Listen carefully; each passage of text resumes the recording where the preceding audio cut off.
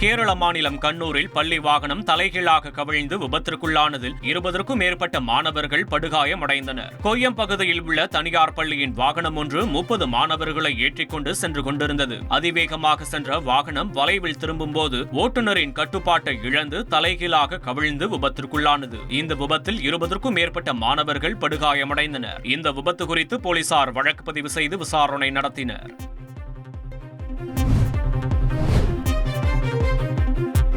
ஜம்மு காஷ்மீரில் மாணவிகள் சென்ற சுற்றுலா பேருந்து கவிழ்ந்து விபத்திற்குள்ளான சம்பவம் பரபரப்பை ஏற்படுத்தியுள்ளது.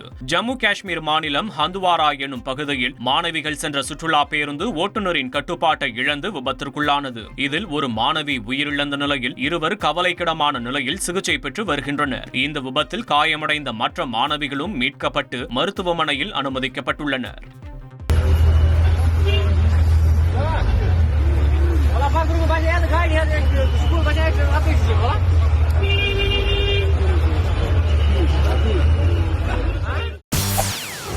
செய்திகளை உடனுக்குடன் தெரிந்து கொள்ள உடனே சப்ஸ்கிரைப் பண்ணுங்க.